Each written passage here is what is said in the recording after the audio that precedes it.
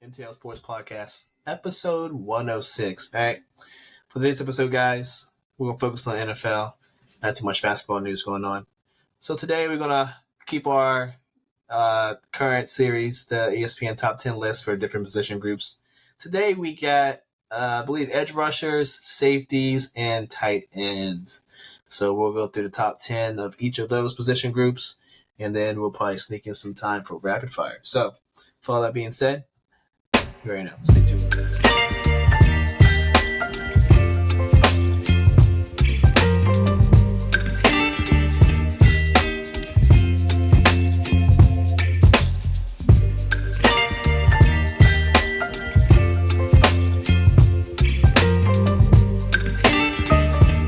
everyone.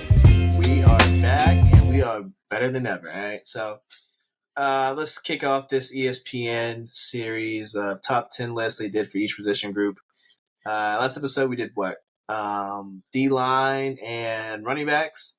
So, not too much to go over there, but today we might have some differing opinions, especially when it comes to edge rushing, maybe, I'm thinking. But I think that's what we got up first, right? Edge rushing. Is this what this tab is? No, this is safeties.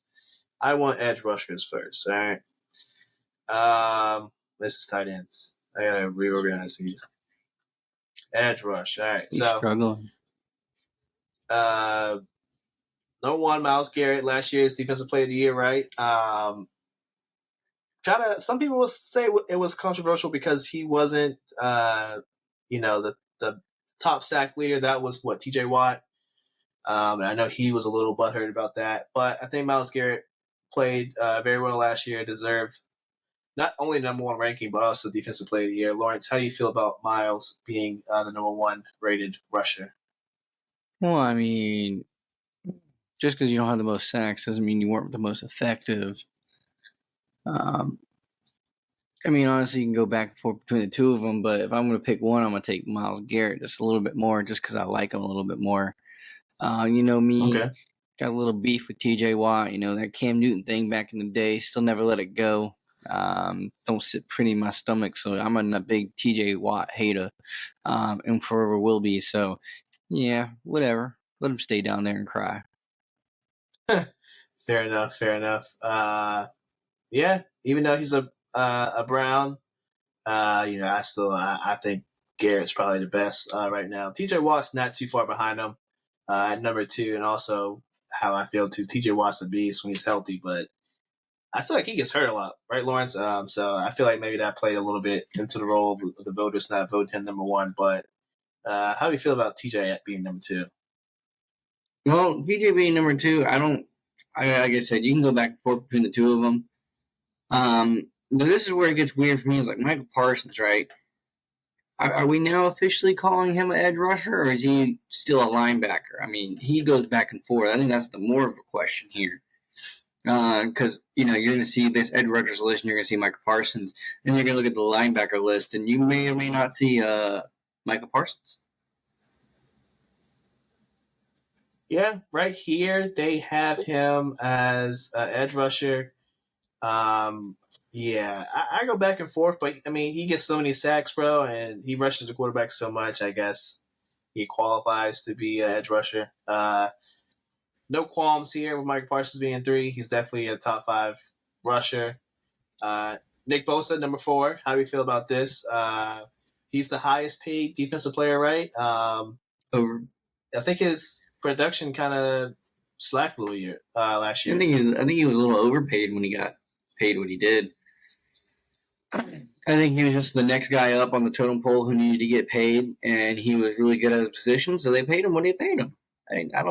If you ask me, I think you could easily put Max Crosby above Nick Bosa, because Max Crosby was just as effective as Nick was, maybe a little more, with less people on his line.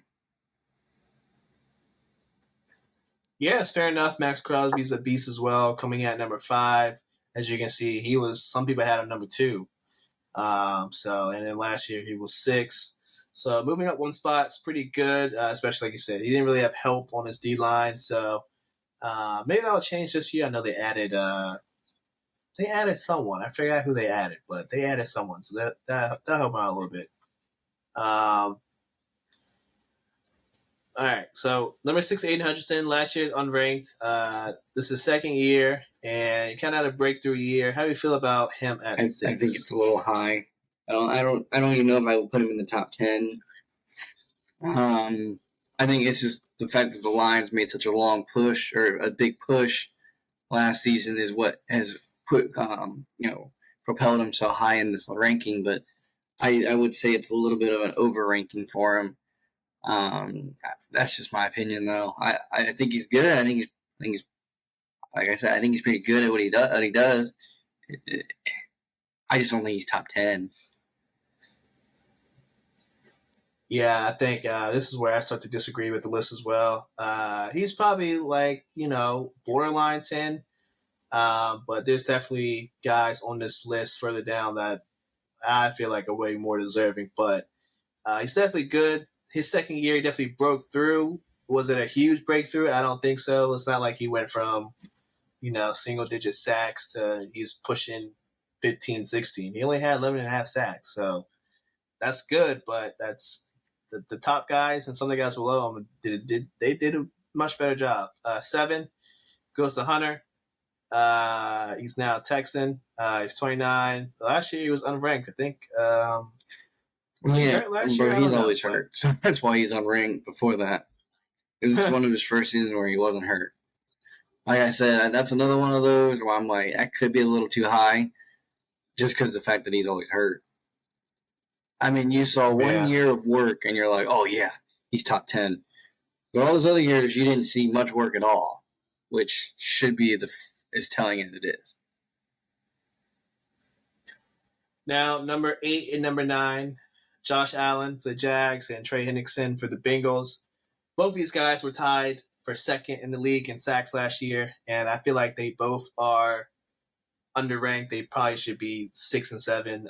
Whatever way you want to, whether you prefer Trey, you prefer Josh, they should at least be 6 and 7, in my opinion. I think a little disrespectful here. Lawrence, how you feel about that? Hendricks is the only downfall to Hendricks is the fact that, the Bengals aren't known for defense; they're known for Joe Burrow, so that's why his numbers are skewed. Yeah.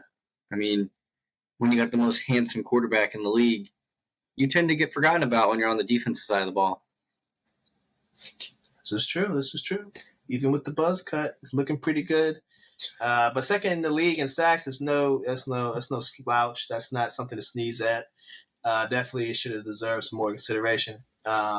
Same with Josh Allen. He set a franchise record for sacks in a season. So when you're doing stuff like that, being as low as 8 is probably a little disrespectful. Especially when Daniel Hunter ahead of you.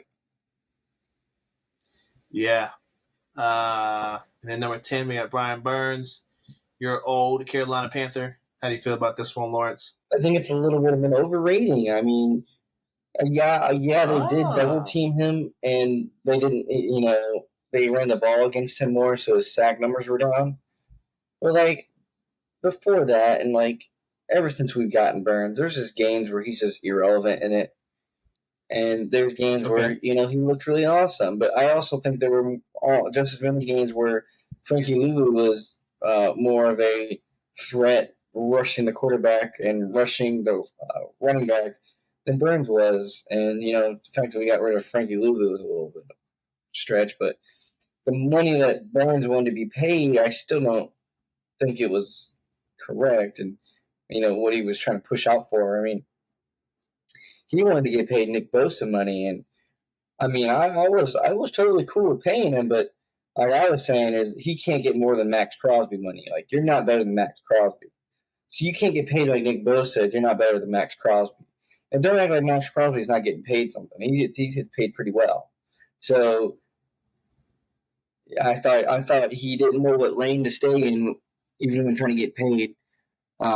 So I still think it's a little bit of an overshot for Burns. But, if they put him at 10, he probably is somewhere right there at the honorable mention, so he could probably hang out there. Yeah, I agree with you right there. And then further down, some of the honorable mentions. Not too much to say about these guys, though. So let's move on. We got safeties next. Number 1, Antoine Winfield Jr. from the Tampa Bay Bucks. He is number 1. Last year he was 10, so this is a huge jump. Tampa Bay's defense took a step in the right direction last year. I mean that's a huge jump, going from 10 to 1. I mean, and he got paid, I'm pretty sure. So he's got he's sky high right now. How you feel about this one, Lawrence? I mean, I don't think there's anything wrong with it. I think he's still been one of the best safeties when healthy since that Super Bowl run. Honestly, I thought he was a little bit underrated before this last season. I guess they were always talking about his injuries and stuff like that, but I mean, as an NFC South watcher, I didn't think he was hurt that often as they always made it out to be. Yeah, definitely deserving of the number 1 spot. Number 2, Mr. Kyle Hamilton from the Ravens. Last year was unranked. Now he is number 2. Was ranked as high as number 1. So, young guy, unranked last year. Now he's number 2 in the league at the safety position. That's pretty huge. How do you feel about this last year? Or is this his 3rd year? Honestly, I don't know. I don't know. Regardless, I still think it's a little bit of an overrating. I think they're just putting him up there really high because of what the Ravens defense is. But in all actuality, I think he's probably around middle of the pack, like 5 or 6. I think he's just way overvalued right here. Fair enough. Number 3, Jesse Bates, my old Bengal safety. Very, very good safety. Not being biased at all. Actually continued his good play with the Falcons, which I thought he would kind of drop off once he got paid, but now he's still playing very, very well. Anything wrong with Jesse Bates at 3, Lawrence? No, I think if Jesse Bates played like he does against the NFC South, I think he could be. I think he could. I could get behind him even stronger. I mean his abilities when he plays the Saints, Bucks, and Panthers just he excels a little bit more. Maybe he's watching a little bit more film. Yeah. He does it a little bit better. But sometimes he just kind of goes ghost as well. Sometimes that is what happens at the safety. You don't throw your way, or the game just doesn't gravitate towards the side that you're moving to consistently. You can get shut out. It's just what happens. But I mean, from what I saw in NFC South, I don't watch a lot of Falcon games, but when I saw him play the NFC South teams, he was very on point every game. Yeah. Same thing in Cincinnati. He would just have kind of lulls where you would like, wait, what is this guy doing? But like you said, that tends to happen with safety. So it's not too much of a concern, but definitely, I feel like he's well worth the number 3 spot. Number 4, Minkah Fitzpatrick for the Steelers. Last year's number 1, dropped a couple spots. I got nothing wrong with Minkah here. Lawrence, how you feel about Minkah being the number 4 safety? I could put him higher. Like I said, I think Kyle Hamilton could be a little lower, and Minkah could be a little higher. Fair enough. Javon Holland, last year was number 5, but this year he was as high as number 1. So this guy had some first place votes as well. How do you feel about Mr. Holland with the Dolphins? I'm going to go with the fact that he should be about where he is. He should be about where he is. It's where he was last year. He didn't really go up. He didn't really go down. No one's really shown up better than he has, and no one's, I think it's fine to leave him here. I can also say I don't watch a whole lot of Dolphins games. Yeah, same here. I can't really evaluate too much. I didn't really watch too many Dolphins games, and the ones I did, they were losing because they were national TV games against good teams, and Dolphins don't win against good teams. So, sorry, not sorry. Buda Baker, Cardinals, last year was number 3. This year, number 6. A little bit of a drop-off. He's getting a little bit older, so it makes sense that he might have dropped off a little bit. Lawrence, how do you feel about Buda at number 6? It's a little bit deflating to see him that low, but he's getting a little older. But I think it really had to do with the fact that his team was so bad. I don't think it had really much to do with his actual play because I don't think he was much of a problem most of the season. I think it just the fact that his team was just really bad, so you can only put him so high. Yeah, I agree. Number 7, Derwin James Jr., Chargers. Last year was the number 2 guy. This year, he's here at number 7, 27 years of age. Yeah, Chargers, I feel like just, they weren't themselves last season, so makes sense that, maybe his ranking would go down a little bit. How do I you feel think it's about the this same one? boat as the Cardinals, Buda Baker. I think the team was just really bad, so they put him really much lower. But in my Yeah. opinion, there's not a whole lot of a world in which I think Derwin James is worse than some of the guys above him. I mean, he played the Chiefs twice a year. I mean, he always showed out. I mean, he had that one absolute slam against Kelsey. So, I mean, he made memorable moments throughout the season on a consistent basis on a bad team. I think it's a little bit low for him. And to round out, we got Kyle Duggar at 8. Uh, Hufanga at number 9 with the 49ers. How do you feel about these two at their respective Hey, man, spots? Duggar, I consistently forget that he's even in the league. Um, is that because the Patriots are kind of bad now, and I don't particularly want to watch a horrible, horrifying Bad team. Patriots offense, which, then for Yep. their defense suffers because their offense is so bad nobody wants to tune in. But I think Hufanga being that low, maybe it's because he tore his ACL at the end of the season, but that seems really, really low. I mean, he was on pace for a really good season before he got hurt. And then the finish off, Xavier McKinney, Green Bay Packers. Last year was unranked, honorable mention, but he is number 10 this year. How do you feel about I this? couldn't even tell you who he played for last year if it was the Packers. I thought he was on the Giants. Am I wrong? Yeah, I believe he was on the Giants. Yeah, he was a Giant last year. Couldn't tell you much about him, but I don't know if that's a good thing or a bad thing. Maybe he's super slept on. Now I'm looking at your honorable mentions right here, and I already saw the name that I was looking for was Brian Branch because I thought Brian Branch had a pretty good season. Um, didn't even get barely even get the shout out. I mean, he's the bottom of the bottom of honorable mentions. Yeah. Me, I guess it's good because people give you a little bit of recognition, but you barely outside the top 10, so Yeah, sucks. But it gives these guys listen, some motivation. I found out this thing on DraftKings where you could bet on total tackles in a game, and his total tackles every week was a lock. They always put it at 4.5 total tackles, and I swear to God, by the third quarter of every game, he had 5.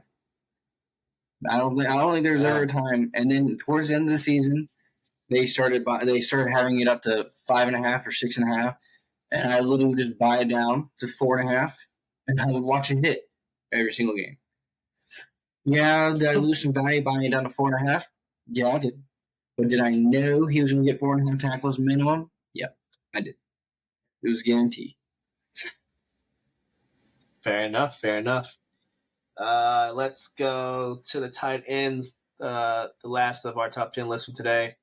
No, no surprise here. Travis Kelce, number 1.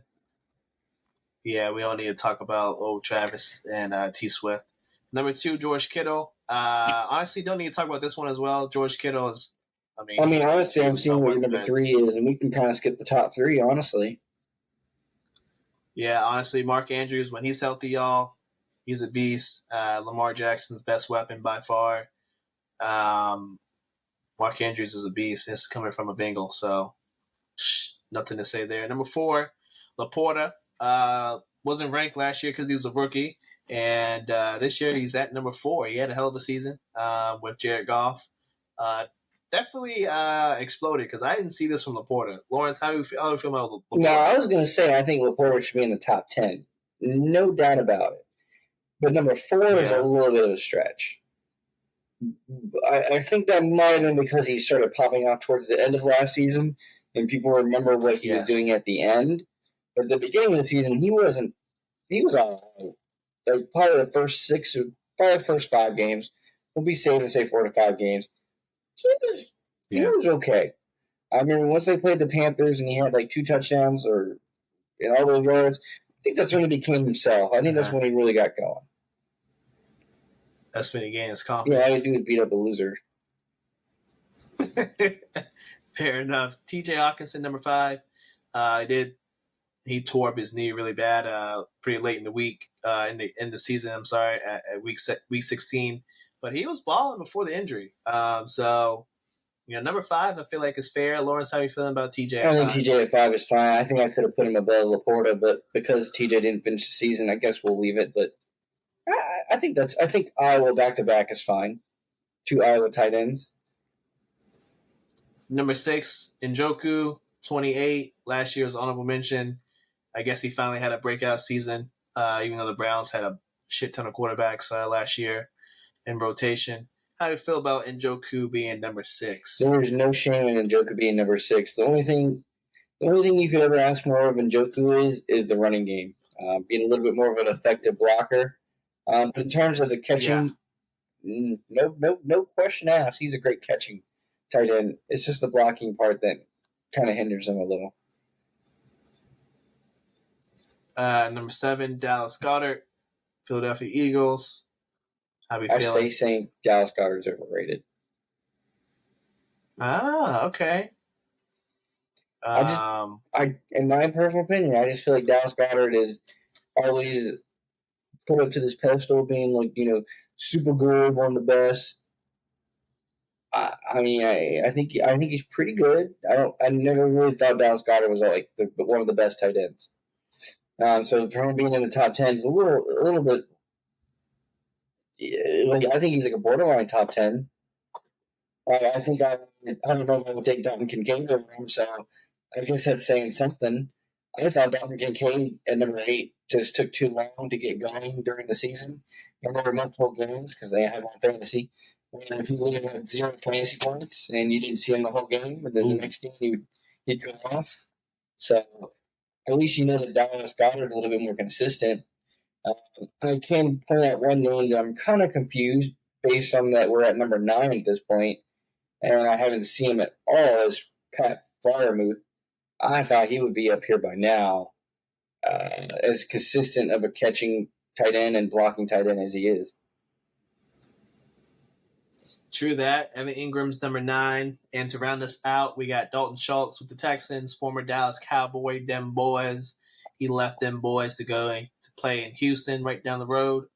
And, hey, he had a hell of a year with CJ. So I think 10 fits him well. I think 10's fine on him. I think Evan Ingram, I think, is fine at number 9. I think he's really effective at fantasy, which if you play it, he's great for it because he's pretty much a touchdown or not kind of guy. I mean, he'll go through a game and have 7 catches but no touchdown, and he makes up his points that way. Or he has 2 touchdowns and 3 catches, and he makes up his points that way. He's going to get you points. Yeah, can't agree more. Some honorable mentions. We got Jake Ferguson, Trey McBride. There you go, Mr. Freiermuth right there. Cole Kmet with the Bears. I thought he probably could have snuck in there. He had a pretty good year. Kyle Pitts. Don't know if he's an honorable mention, but part of that's Arthur Smith's fault, not really his. And then some of these guys down here. But yeah, that's all the top 10 lists for today. Lawrence, anything you want to go over before we head on out? Well, I said it last time. UFC 304. I think we'll stick a little to more of the main events and like talking about the whole card as a whole. But I mean, UFC 304, we're finally ready to see a good UFC card again. I'm not going to say that some of these fight nights haven't been on that, but it's safe to say they have not been all that. Starting it off, I think Leon Edwards loses to Bilal Muhammad. I'm pretty.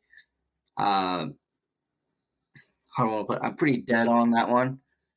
I'm pretty locked in with my take on that. I think Bilal Muhammad is the better fighter. I think Leon Edwards is lucky to get out of that Uzma fight, still the champion. So I would like to go with the next guy up because I think Leon finally loses his title again. And then following that, Tom Aspinall versus Curtis Blades. I think this is a good rematch. I love that it's happening. I think Tom Aspinall, if he really wants to be the champion, has to prove that one of his losses can be rectified. I think I'm pretty sure he got hurt in like the first 20 seconds versus Blades. So this is great for him to get back in the ring fighting the guy that he got hurt. It was a freak accident. It's not like Blades did anything dirty or anything at all. Like, it's a freak accident. But yeah, it's pretty much Tom Aspinall has power, but he doesn't have Curtis Blades kind of power. But Curtis Blades does not have Tom Aspinall speed. So just kind of see which one's going to give out first. And then when you're moving on past that, I mean, you got King Green, which, no offense, I don't even know who. I know. I think it's supposed to be Bobby Green, but calling him King Green. I'm going to take Patty. Until someone can beat Patty, I'm pretty sure the UFC is just going to keep pushing him. So, I mean, I'm not really knowing where to go on this one, but I'm going to side with Patty, mainly because it's kind of an English card here. And they're really looking for Patty to become someone in the UFC. So Dana White can add a few points to a card in favor of him. Probably will. Next one, I mean, I don't really know Christian Duncan like that. I do know Gregory Rodriguez pretty well. And honestly, I've had mixed reviews betting on him. So if I was anyone, I would probably avoid this one, but it should be kind of a fun fight where they're probably going to go after each other. But I'm pretty confident the first probably about 2 minutes are going to be some of the most boring action you've ever seen. And then the round out the card, the fact that was it Giga is fighting this quick again, and I'm pretty sure he fought like less than 2 months ago. But he's trying to move up in the rankings pretty quick, and I think he has a favorable matchup against Arnold Allen. Now the only issue is this is one of those where you feel it out kind of fights. I can see Chikdize winning. However, you kind of have to read the room when you're taking this fight for this card, because if the English fighters below it in the prelims are all looking pretty good and it's consistently looking the English's way, 100%, I'm not taking the first fight in the main event the opposite way of England. Just not going to be able to do it.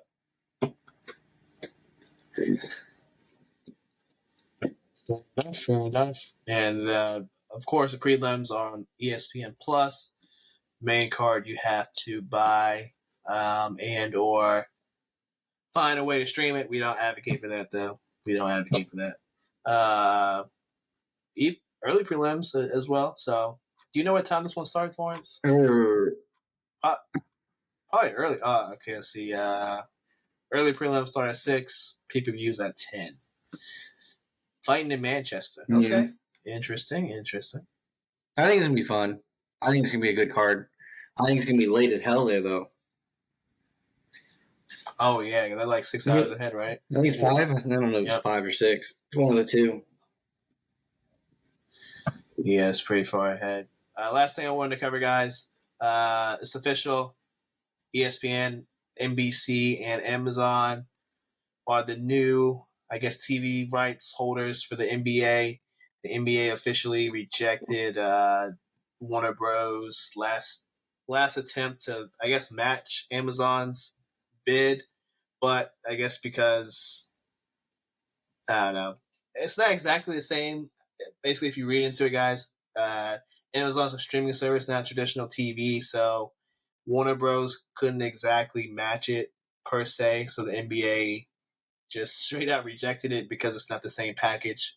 So not this upcoming season, but the year after, so 2025-26, we will have NBC and Amazon.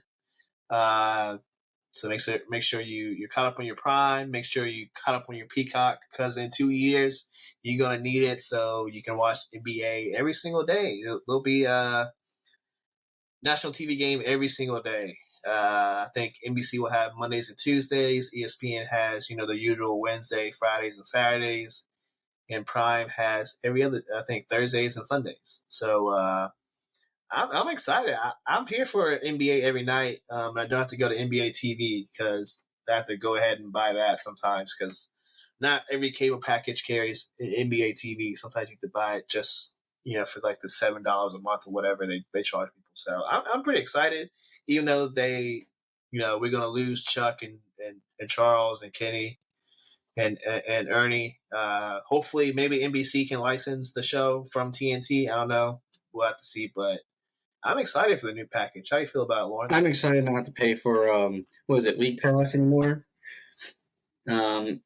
I mean, Basically, I've always been getting League Pass like halfway through the season free on like you know, FanDuel said, okay, you bet $5 on the NBA, and you get League Pass the rest of the season for free. That's pretty much the only time I get League Pass, yeah. and I get to kind of watch the rest of the season play out. But honestly, it's like, I don't know. NBA is one of those sports where like there's so much happening, and it's every single night. And honestly, with you, I personally I don't watch every single game every single night. I just feel like there's too much. Um, It's a so lot. the fact that it's going to be easier to, like, I don't know, say on a Friday night, um, on a random January night, I can turn on Amazon Prime because there's nothing else on TV or whatever channel it's going to be on, and I can watch it for free. And I don't have to have NBA TV. I don't have to look at the FanDuel app to look at the score. I can just watch the game. I think that's the better way to do it. Yeah, I think it's going to be better for consumers. People are going to hate it at first because it's like, oh, you got to buy another app. Well, the NFL's already making you buy like 5 apps. You got to have Netflix for the Christmas games. You got to have Peacock for the playoff game. You got to have Prime for the Black Friday Mm-hmm. game. So I mean, it's the same apps, the same streaming services. So it's not like the NBA is making you go buy some random streaming service. They're just kind of following the NFL's model, which, hey, this isn't a bad thing. NFL prints money. NBA is trying to do the same thing. So I'm with you, Lawrence. Even though I'm a big NBA head, I buy. I get my league pass from NBA 2K, the really expensive bundle that costs like 140 or 50. So that's how I get my league pass. But even still, it's just so many games. I'd rather just watch the national TV game every night, and you can't right now because it's basically just Wednesdays up until after the NFL season. So if Amazon and NBC can carry games during NFL season in some of those spots, hey, I'm all here for it because TNT was I not mean, I giving would it. like to see a little bit more WNBA all around, but we'll wait for that one. But I feel like the WNBA needs a little bit more screen time. I get it's on ESPN, but I mean, there were some good matchups during the NBA Summer League, and ESPN was having Summer League on instead of WNBA games. Um, Yeah, I'm not trying to rag on the NBA Summer League and say it's not that important, but in the reality of things, didn't think it was that important. I couldn't care less about a summer league game, and I'm pretty confident the game in question that I was talking about.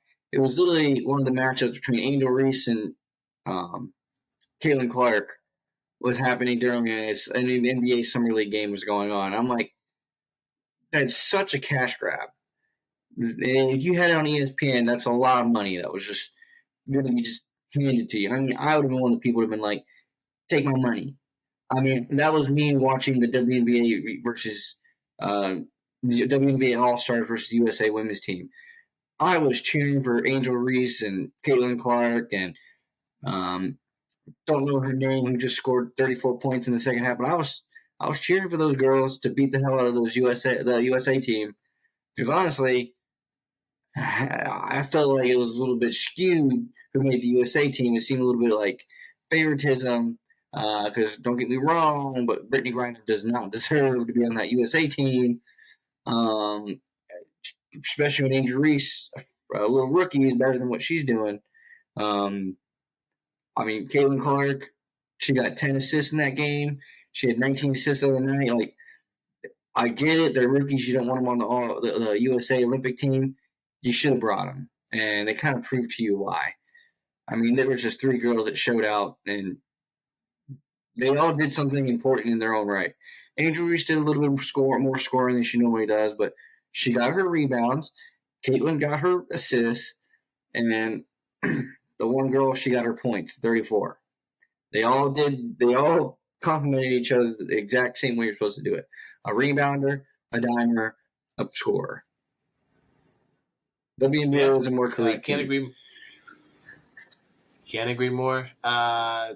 This right here is the WNBA is a part of the new rights package as well. So I think the WNBA already has a deal with Amazon, but I think that Amazon's just going to get more games via streaming, and NBC will now carry WNBA games as well. I think currently it's just ESPN Prime, and I think CBS and what's the other local TV channel, like the CW or something? I think they carry some WNBA games. So, hey, their salary cap is going to go up exponentially. Maybe by the time this kicks in, the ladies will be, the top ladies will be making maybe $1 or $2 million per year. Hopefully, maybe we can start seeing that, because they definitely deserve to be paid. Yeah, so if we can get them to about $1 million or $2 million per year, hey, that's what we need right there. Other than that, guys, that's all I got. So we're gonna call it a night. Thank you guys for watching, listening on Spotify, all that good stuff. Episode 106. We're gonna head on out. Peace out.